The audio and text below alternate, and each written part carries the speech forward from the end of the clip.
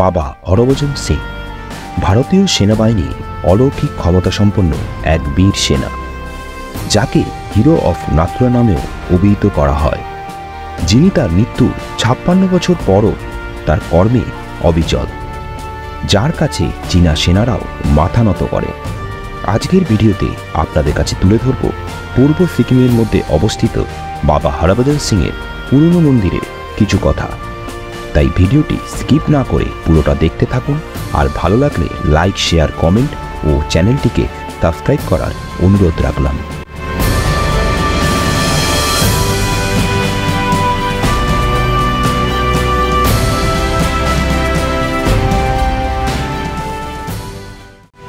কে এই বাবা হরভজন সিং? বাবা হরভজন সিং জন্মগ্রহণ করেন 1946 সালের 30 আগস্ট পাঞ্জাবে, যা বর্তমানে পাকিস্তানের অন্তর্ভুক্ত। তিনি 1965 সালে ভারতীয় সেনাবাহিনীর পাঞ্জাব রেজিমেন্টে যোগদান করেন। এরপর 1968 সালে 4 অক্টোবর মাত্র 22 বছর বয়সে এক প্রবল দুর্যোগের দিনে অন্য সহকর্মীদের জন্য খচ্চরের পিঠে করে খাবার নিয়ে ডোকলা আউটপোস্টে যাবার পথে নিখোঁজ হন।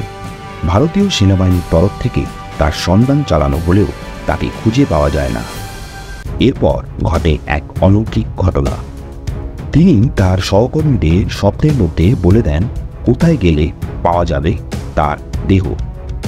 পরবর্তী দিনে ভারতীয় সেনাবাহিনীর তরফ থেকে তার বলে দেওয়া জায়গা অর্থাৎ ডেনচুগলার কাছে পাওয়া যায় তার মৃতদেহ।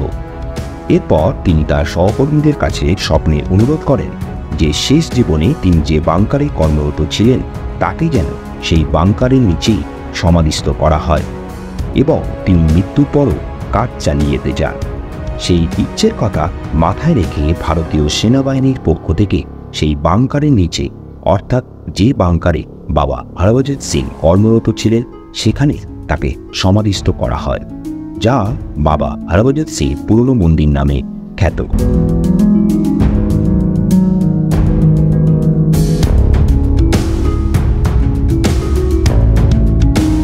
আর এই সেই বাংকার, জায়গাটির নাম চকিয়াচন। সেই বাংকারে পৌঁছতে হলে আপনাদের 50টা মতন সিঁড়ি অতিক্রম করে সেখানে পৌঁছতে হবে।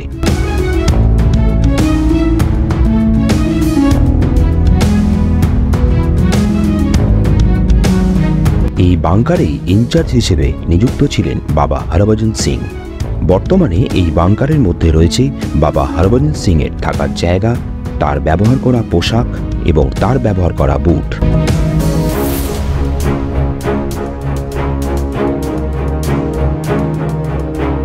ওখানকার কর্মরত সেনাদের কাছ থেকে জানা যায় সেই সময় প্রতি মাসে তার মায়ের হাতে তুলে দেওয়া হতো তার বেতন, এবং অন্য সমস্ত সুযোগ সুবিধা সহ বার্ষিক ছুটিও তিনি পেতেন। এবং সেই সময় নিউ জলপাইগুড়ি স্টেশন থেকে বাড়ি যাওয়ার জন্য তার নামে টিকিটও বুক করা হতো।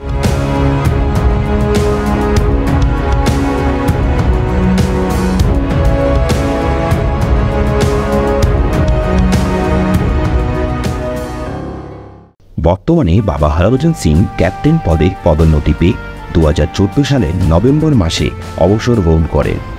কিন্তু ভারতীয় সেনাবাহিনীর এই বীর যোদ্ধার আত্মা আজও মাঝে মাঝে স্বপ্নের মাধ্যমে শত্রুপক্ষের কৌশল সম্পর্কে সতর্ক করে দেয় ওখানকার সীমান্ত রক্ষীদের, এবং সীমান্তে পাহারারত অবস্থায় কোনো রক্ষী যদি ঘুমে ঢুলতে থাকেন তাকে চর মেরে জানিয়ে দেন তিনি। আজও প্রতি মাসে যখন ভারত ও চীনে পতাকা বৈঠক হয়, তখন একটি চেয়ার ফাঁকা রাখা হয় বাবা হরভজন সিং এর জন্য।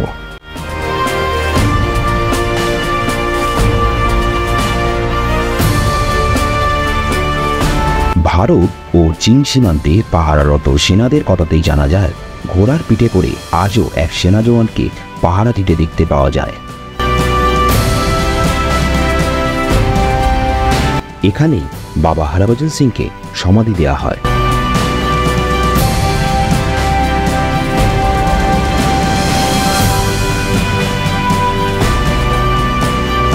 বাবা হরভজন সিং এর সমাধির পাশেই রয়েছে তার শয়নকক্ষ, যেখানে তার বিছানার চাদর মাঝে মাঝেই এলোমেলো থাকতে দেখতে পাওয়া যায়, এবং বুঝতে পারা যায় যে সেই বিছানাতে কেউ একজন ছিলেন। বাবা হরভজন সিংয়ের পায়ের দুটো মাঝে মাঝে কাদা লাগা অবস্থায় দেখতে পাওয়া যায় এবং তার পোশাকেও লেগে থাকতে দেখা যায় ধুলো।